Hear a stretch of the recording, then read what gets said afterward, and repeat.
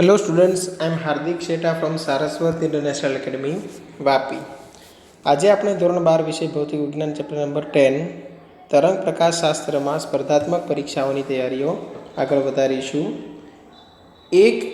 એક સ્લિટ વિવર્તન ભાતમાં મધ્યસ્થ મહત્તમની કોણીય જાડાઈ 60 ડિગ્રી માલુમ પડે છે. સ્લિટની પહોળાઈ 1 માઇક્રોમીટર છે. સ્લિટ એકરંગી સમતલ તરંગો વડે પ્રકાશિત કરવામાં આવે છે. હવે જો બીજી સમાન પહોળાઈ ધરાવતી સ્લિટને તેની નજીક મૂકતા સ્લિટથી 50 સેન્ટીમીટર દૂર મૂકેલા પડદા ઉપર યંગની શલાકાઓ જોવા મળે છે. જો અવલોકનમાં લીધેલ શલાકાની પહોળાઈ 1 સેન્ટીમીટર હોય તો સ્લિટ વચ્ચેનું અંતર શોધો. બે સ્લિટ વચ્ચેનું અંતર તમારે શોધવાનું છે. હવે આવા બધા ક્વેશ્ચનમાં ધ્યાન રાખજો. પહેલાં તમને વિવર્તન ભાત આપેલી હશે, પછી બે સ્લિટની મદદથી તમારે વ્યતિકરણનો અભ્યાસ કરવાનો હશે. બરાબર, આ પ્રકારના ક્વેશ્ચનમાં ખાસ ધ્યાન રાખવું. ચલો જોઈએ, તમને આપેલું છે શું એ જુઓ. તમને મધ્યસ્થ અધિકતમની કોણીય જાડાઈ એટલે કોણીય પહોળાઈ આપેલી છે. કોણીય પહોળાઈ લઈએ 2 થીટા. તો 2 થીટા ઇક્વલ ટુ તમને આપેલું છે 60 ડિગ્રી. તો થીટા ઇક્વલ ટુ શું થશે? 30 ડિગ્રી. બરાબર. તમને શું કીધું છે? તો કે સ્લિટની પહોળાઈ 1 માઇક્રોમીટર છે. સ્લિટ એકરંગી સમતલ તરંગો વડે પ્રકાશિત કરવામાં આવે છે. બરાબર. પછીની વાત પછી ચલો. તો અહીંયા શું થશે? તો પ્રથમ ન્યૂનતમ માટે કેમ કે મેં તમને કીધું હતું મધ્યસ્થ અધિકતમની કોણીય પહોળાઈનો મતલબ શું થશે? તો કે ઉપરના પ્રથમ ન્યૂનતમથી નીચેના પ્રથમ ન્યૂનતમ સુધી કોણીય અંતર 2 થીટા. તો અગર સેન્ટરથી લઉં તો આ અંતર થીટા આપણે લીધું 30 ડિગ્રી. તો આ જે અંતર છે, આ અંતર x એ બનશે પ્રથમ ન્યૂનતમનું સ્થાન. બરાબર. તો હવે પ્રથમ ન્યૂનતમ માટેની શરત શું છે? તો કે d sin થીટા બરાબર n લેમ્બડા. d sin થીટાની જગ્યા પર હું લખીશ sin 30 ડિગ્રી. પ્રથમ ન્યૂનતમ છે એટલે n 1 થશે. sin 30 એટલે 1/2 ઇક્વલ ટુ લેમ્બડા. તો લેમ્બડા ઇક્વલ ટુ d/2 મળી ગયું. ચલો આ સમીકરણ 1. હવે તમને વ્યતિકરણ આપેલું છે, કેમ કે બીજી સ્લિટ લઈ લીધી. તો વ્યતિકરણ માટે શલાકાની પહોળાઈ તમને આપેલી છે. તો beta equal to lambda capital D divide by small d. પણ આ d અને આ d બંને સરખા હોય તેવું જરૂરી નથી. આ d હતી એ એક સ્લિટની પહોળાઈ હતી. આ જે d' લઉં છું એ બે સ્લિટ વચ્ચેનું અંતર છે. હવે તમને બીટા શું આપેલું છે? તો બીટાની કિંમત ઓલરેડી આપણી પાસે છે. કદાચ તમને 1 સેન્ટીમીટર આપેલું છે જો શલાકાની પહોળાઈ. લેમ્બડા, તો lambda equal to small d divide by 2 લખી શકાય. Capital D divide by d' તો છે જ. માટે d' ઇક્વલ ટુ થશે 2 beta divide by small d into capital D. 2 beta એટલે 1 સેન્ટીમીટર એટલે 10⁻². સ્મોલ d સ્લિટની પહોળાઈ 1 માઇક્રોમીટર તમને આપેલી છે એટલે 10⁻⁶. અને કેપિટલ D એટલે સ્લિટ અને પડદા વચ્ચેનું અંતર 50 સેન્ટીમીટર એટલે 0.5 મીટર. તો આ 4 × 10⁻ સમથિંગ કંઈક જોવા મળે છે. 1 મિનિટ, ચેક કરી લઈએ બધું બરાબર કરેલું છે ને. d' ઇક્વલ ટુ ઉલટું કરેલું છે ભાઈ, કેમ કે આપણને આ d' જોઈતું હતું ને. તો small d capital D divide by 2 beta થશે. ચલો કંઈ વાંધો નહીં. તો અહીંયા 10⁻⁶, અહીંયા 0.5. આ 2 બીટા છે 10⁻². એટલે 0.25 × 10⁻⁴ એટલે કે 25 માઇક્રોમીટર આન્સર આવશે. એક વખત ઓપ્શનમાં ચેક કરી જોઈએ. 25 માઇક્રોમીટર ઓપ્શન એ રાઈટ છે. જુઓ અહીંયા बराबर। चलो एक क्वेश्चन सोल्यूशन थी गयु। हवे जईए बीजा क्वेश्चन पर।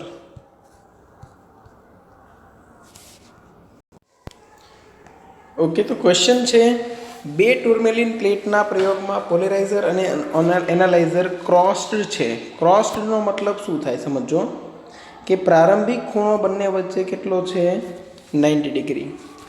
हवे एनालाइजर ने केटली फेरववी पड़े के जेथी पोलराइजर मांथी बहार आवता प्रकाशना 25% एनालाइजर मांथी पसार थाय।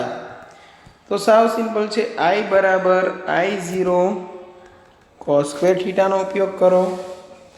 हवे आई केटलू छे तो एनालाइजर मांथी 25% ज प्रकाश पसार थवो जोईए एटले के I0 डिवाइड बाय 4 थई जाय। 25% एटले 25/100 थया ने। आवी रीते लखजो I0 इंटू 25% एटले 25 डिवाइड बाय 4। I0 ना 25% पसार थवो जोईए। तो हवे cos स्क्वेर थीटा तमने मळी जशे 1/4 एटले cos थीटा थई जशे 1/2 एटले के थीटा थई जशे 60 डिग्री।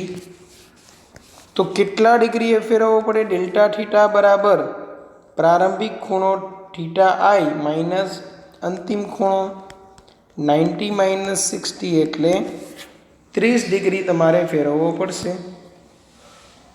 चलो आ सोल्यूशन में समझ पड़ी गई हशे, बराबर। चलो हवे तमने एक सिमिलर एवो ज क्वेश्चन अहींया आपेलो छे। एक पोलेरोइडनी दग अक्ष साथे 45 डिग्रीना खूणे I0 तीव्रतावाळो प्रकाश आपात करवामां आवे छे। निर्गमित प्रकाशनी तीव्रता केटली हशे? तो साव इजी, I बराबर I0 cos square theta. I0 cos square theta बराबर केटलू छे? 45 degree. I0 cos square 45 cos 45 एटले 1/√2 तेनो वर्ग एटले I बराबर थई जशे I0 डिवाइड बाय 2 एटले के 0.5 इंटू I। 0.5 इंटू I0, बराबर। चलो अहींया सुधी समझ पड़ी गई हशे। हवे आगळ नीचेनामांथी कोनुं ध्रुवीभवन थई शकतुं नथी? समझो, 4 ऑप्शन आपेला छे तेना पर ध्यान आपो। अल्ट्रासोनिक तरंगो, कोना तरंगो छे? ध्वनि। रेडियो तरंगो, विद्युत चुंबकीय तरंग, पारजांबली किरणों, विद्युत चुंबकीय तरंग अने क्ष किरणों पण विद्युत चुंबकीय तरंगो छे। विद्युत चुंबकीय तरंगो होय तो पछी सिंपल बात छे के एमनुं ध्रुवीभवन थवानुं छे, केम के विद्युत क्षेत्रना दोलनो त्यां जोवा मळे छे। एटले अत्यारे आंसर आवशे अल्ट्रासोनिक तरंगो, बराबर। चलो अहींया सुधी क्लियर हशे। हवे नेक्स्ट क्वेश्चन जोईए। ओके, नेक्स्ट क्वेश्चन जुओ। पाणीमां गति करतुं प्रकाशनुं किरण पाणीमां डूबाडेल ग्लास प्लेट पर आपात थाय छे। ज्यारे आपात कोण 51 डिग्रीनो बने त्यारे परावर्तित किरण संपूर्ण तल ध्रुवीभूत बने छे। तो काचनो वक्रीभवनांक केटलो? चलो साव इजी क्वेश्चन छे, बराबर। शू करशो? तो ब्रूस्टरनो नियम। ब्रूस्टरनो नियम शू छे? तो कि tan थीटा P बराबर n, पण हवे लेवुं पड़शे वक्रीभवनांक सापेक्ष। कोनो? तो कि ग्लासनो। कोनी सापेक्षे? तो कि वोटरनी सापेक्षे। हवे tan 51 डिग्री इक्वल टू ग्लासनो वक्रीभवनांक छेदमां वोटरनो वक्रीभवनांक। tan 51 डिग्री केटલું આપેલું છે? 1.235। तो आ आवशे 1.235 equal to n of glass divide by 1.3। आ बेयनुं केल्क्युलेशन करी लो एटले तमने आंसर मळी जशे। ग्लासनो वक्रीभवनांक अप्रोक्सिमेट मळशे 1.6। तो आमां 1.605 आंसर आपेलो छे, बराबर। चलो नेक्स्ट। हवामांथी काच पर खाली जग्या कोणे आपात કરતાં પરાવર્તિત કિરણ સંપૂર્ણ તલ ધ્રુવીભૂત થશે. આ તો સાવ ઇઝી છે. tan થીટા પી બરાબર n. તો થીટા પી બરાબર tan ઇન્વર્સ n આન્સર. બરાબર. આ તો થિયરીમાં પણ ક્વેશ્ચન છે જ. ચલો અહીંયા સુધી સમજ પડી ગઈ. હવે જઈએ નેક્સ્ટ ક્વેશ્ચન પર. ક્વેશ્ચન છે કોઈ એક માધ્યમ માટે ધ્રુવીભવન કોણ 60 ડિગ્રી છે. ધ્રુવીભવન કોણ 60 ડિગ્રી છે તો તેના માટે ક્રાંતિ કોણ કેટલો? તો સાવ ઇઝી. જુઓ, ધ્રુવીભવન કોણ એટલે tan થીટા પી તમને આપેલું છે. એમાં થીટા પી જ આપેલું છે ખાલી, અને આપણે મેળવવાનું છે ક્રાંતિ કોણ. તો tan થીટા પી બરાબર શું થાય? n. પણ ક્રાંતિ કોણ માટે તમારે શું કરવું પડે? તો ક્રાંતિ કોણ માટે તમારે 1/n કરવું પડશે. અને 1/n કરવાનું હોય તો પછી આ જ આપણે કરી દઈએ ને, 1/tan theta P equal to 1/n, અને 1/n બરાબર sin c થશે. ચલો 1/tan theta P tan 60 degree equal to 1/ શું થશે? સોરી, ખાલી sin c થશે, કેમ કે sin c equal to 1/n હોય. tan 60 ડિગ્રી, 60 ડિગ્રીની કિંમત શું થશે? 1/√3. તો 1/ સમજો, આ 1/tan 60 ડિગ્રી એટલે √3. √3 કઈ રીતે આવશે? તો sin 60/cos 60 એટલે √3/2/1/2. તો 1/√3 ઇક્વલ ટુ તમને શું મળે છે? sin c. તો c ઇક્વલ ટુ કેટલા ડિગ્રી હોવા જોઈએ? તો sin inverse 1/√3. sin inverse 1/√3 answer આવશે. ઓકે, ચલો અહીંયા સુધી સમજ પડી ગઈ હશે. આ tan થીટા પી માંથી 1/tan થીટા પી એટલા માટે કર્યું કેમ કે આપણને n નહીં પણ 1/n જોઈતું હતું. શા માટે? કેમ કે 1/n બરાબર sin c લખી શકાય. ચલો અહીંયા સુધી ક્લિયર હશે. હવે નેક્સ્ટ ક્વેશ્ચન.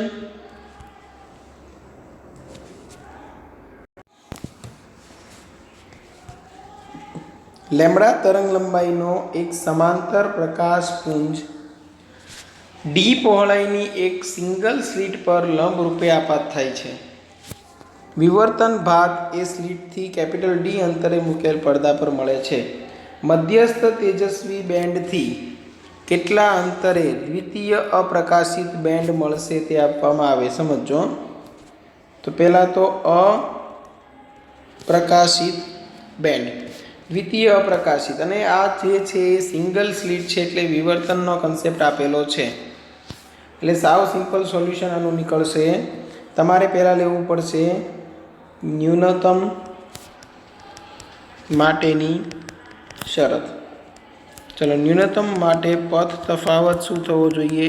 n lambda. પથ તફાવત બરાબર XD / D તમે કરી શકો. અને ઇક્વલ ટુ દ્વિતીય અપ્રકાશિત કીધું એટલે બીજું ન્યૂનતમ એટલે 2 લેમ્બડા થશે. તો x અંતર મળશે 2 લેમ્બડા D / d. એટલે અત્યારે આન્સર આવશે 2 લેમ્બડા D / d. બરાબર. ચલો અહીંયા સુધી ક્લિયર. હવે આગળ વધીએ. એક સ્લિટથી થતા ફ્રોનહોફર વિવર્તનમાં સ્લિટની પહોળાઈ 0.01 સેન્ટીમીટર છે. જો સ્લિટને લંબરૂપે આપાત પ્રકાશની તરંગ લંબાઈ 5000 એંગસ્ટ્રોમ હોય તો દ્વિતીય અધિકતમનું મધ્યસ્થ અધિકતમની મધ્ય રેખાથી કોણીય અંતર ખાલી જગ્યા રેડિયન હશે. હવે તમને કોણીય અંતર પૂછેલું છે. બરાબર. ફ્રોનહોફર વિવર્તન છે, પહેલી વાત તો આ ફિક્સ થઈ. સ્લિટની પહોળાઈ એટલે સ્મોલ d તમને આપેલું છે. ચલો, સ્મોલ d છે 0.01 સેન્ટીમીટર. જો સ્લિટને લંબરૂપે આપાત પ્રકાશની તરંગ લંબાઈ એટલે તમને લેમ્બડા પણ આપી દીધેલું છે 5000 એંગસ્ટ્રોમ. દ્વિતીય અધિકતમનું મધ્યસ્થ અધિકતમની મધ્ય રેખાથી કોણીય અંતર પૂછેલું છે. હવે કોણીય અંતર માટે તમારે sin થીટા મેળવવું પડે. બરાબર. તો સાઇન થીટાની મદદથી તમે શું મેળવશો? થીટા. તો સાવ ઇઝી ક્વેશ્ચન છે. તમે પહેલાં અધિકતમોની શરત લખો. તો અધિકતમોની શરત, ચલો શરત શું હતી? અધિકતમોની શરત શું હતી? અહીંયા પણ મેં એવું જ કંઈક લખેલું છે. ઓકે, અધિકતમોની શરત માટે પથ તફાવત શું હોવો જોઈએ? તો n+1/2 ઇન્ટુ લેમડા. બરાબર, n+1/2 ઇન્ટુ લેમડા, યા તો યાદ રાખી લો 2n+1 ઇન્ટુ લેમડા/2. એનની કિંમત 1થી તમારે સ્ટાર્ટ કરવાની છે. ઓકે, તો પદ તફાવતનું બીજું સૂત્ર શું છે? d sin theta. એનની કિંમત કેટલી? એનની કિંમત આવશે, દ્વિતીય અધિકતમ કીધું છે એટલે 2, તો અહીંયા 2+1/2 into lambda. d into sine theta equal to અહીંયા આવશે 5/2 ઇન્ટુ લેમડા. તો sine theta sine theta equal to 5/2 into lambda. Lambda બરાબર કેટલા છે? 5000 એંગસ્ટ્રોમ. તો 5 × 10⁻7 મીટર લખી શકાય. તો 5 × 10⁻7. અને ડીની કિંમત કેટલી છે? 0.01 સેન્ટીમીટર એટલે 10⁻⁻4 મીટર લખી શકાય. ઓકે, તો પછી 25/2 કરશો એટલે 12.5 મળશે. તો સાઇન થીટા, જો અહીંયા બાકીનું નેક્સ્ટ અહીંયા લખું છું, sine theta equal to 12.5 into 10⁻³ radian એટલે કે 0.0125 રેડિયન.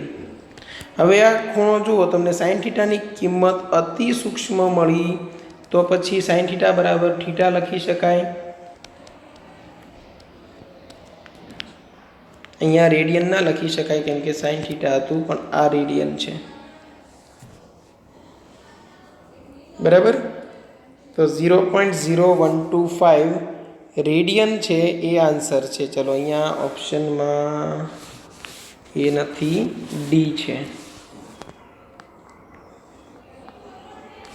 ચલો અહીંયા સુધી સમજ પડી ગઈ હશે. બરાબર, ઓકે. હવે નેક્સ્ટ ક્વેશ્ચન જુઓ. I તીવ્રતા ધરાવતો અધ્રુવીભૂત પ્રકાશ એક આદર્શ પોલેરાઇઝર એમાંથી પસાર થાય છે. બીજો સમાન પોલેરાઇઝર બી એ એની પાછળ મૂકવામાં આવે છે. તો બીની આગળ, બરાબર, પ્રકાશની તીવ્રતા I/2 માલુમ પડે છે. બીની આગળ પ્રકાશની તીવ્રતા I/2 માલુમ પડે છે. બરાબર, બીજો સમાન પોલેરાઇઝર, ઓકે, આ તો થઈ ગયું. હવે બીજો સમાન પોલેરાઇઝર સી ને એ અને બીની વચ્ચે મૂકવામાં આવે છે. તો બીથી આગળ પ્રકાશની તીવ્રતા હવે 1/8 જોવા મળે છે. બરાબર, તો એ અને સી વચ્ચેનો કોણ શોધો. એ અને સીની ધ્રુવીભવન અક્ષ વચ્ચેનો કોણ શોધવાનો છે. સમજો પહેલી કન્ડિશન શું છે. એક આપણે પોલેરાઇઝર લીધું એ,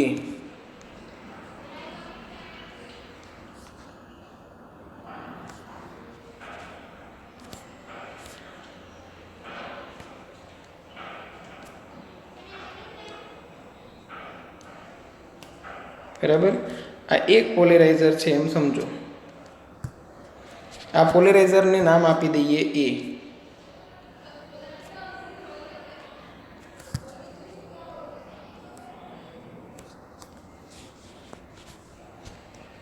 પછી બીજું પોલેરાઇઝર છે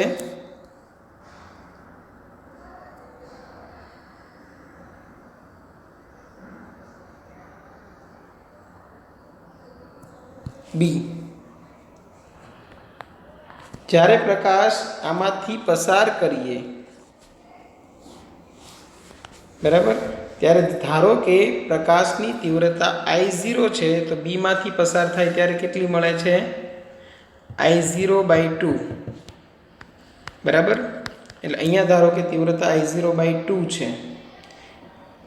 પ્લેટ એ માંથી બહાર આવતા પ્રકાશની તીવ્રતા I0/2 એટલે પ્રારંભિક તીવ્રતા થઈ I0, પછી મળી તમને I0/2.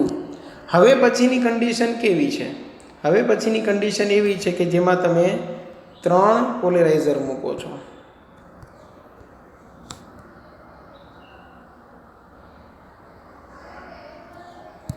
બરાબર?